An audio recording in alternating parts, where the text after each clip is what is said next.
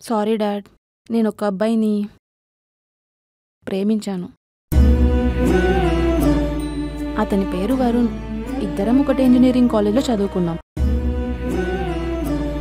One fine day నుంచి వరుణ్ నాకు కనిపించలేదు.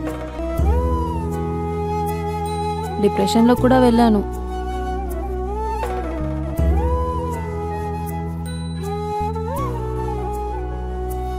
డిప్రెషన్లో నుంచి బయటికి రావడానికి ఒకే ఒక్క పర్సన్, మా డాడీ.